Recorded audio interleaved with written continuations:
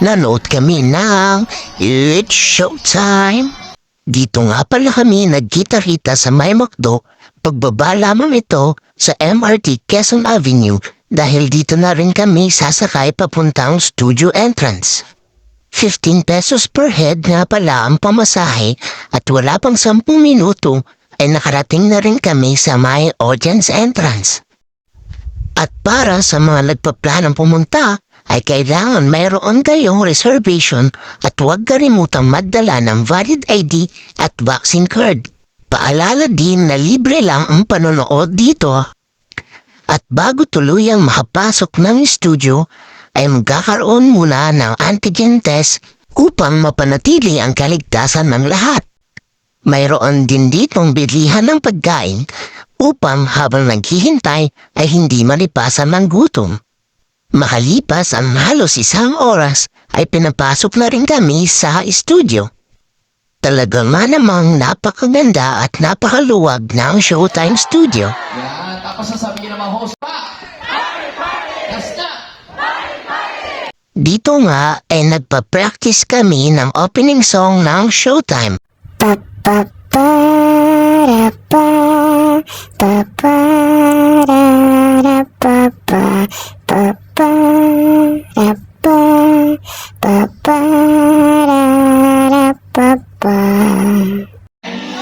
Palakpakan na kasama sigawan Bandang People! Yun.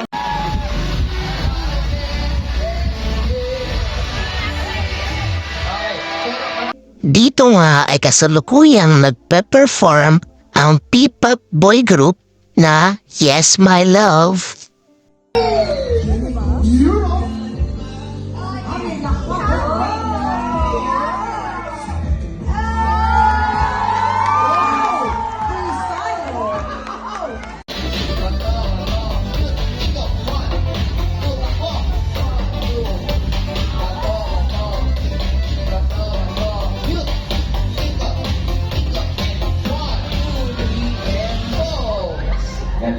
Yes, California.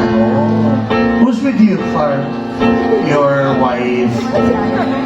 Where in the US, sir? Where in California? Where in California? Virginia? Ano? Reclamation? Reclamation ba yun? Yung parang dagat na... May baka pa rin dyan. Pa rin? Kamusta kayo nung nung...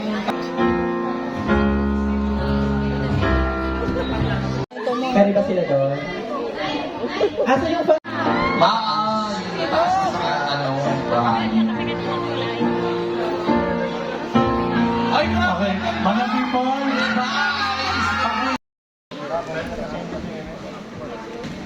Okay, bibigyan po namin kayo ng mga lobo, Bandang People, ha? So, ito po yung lobo na to.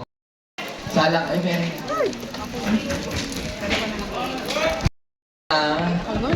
Kung ang iniyakan natin kasi...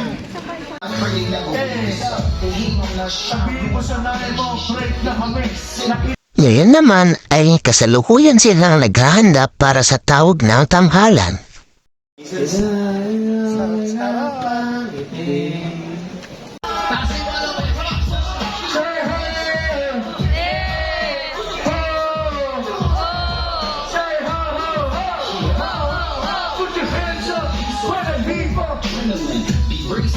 Diyan naman ay makikita si Dambo na sumasayaw ng Dying Inside.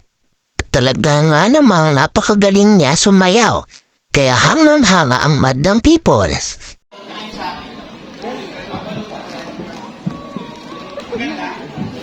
Bandang People, alam niya rin gamit tong mga... Ano yung gagawin nyo ha? Na-briefing naman kayo kanina.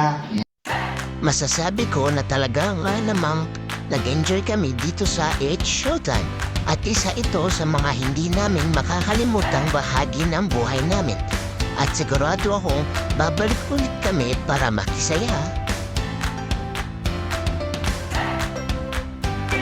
Bukod sa nag-enjoy ka na, paglabas namin ay may binibigay din pala silang pagkain pagkatapos ng show, kaya uuwi ka talagang masaya at busog. At masarap ang pagkain. Thank you, It's Showtime sa uulitin.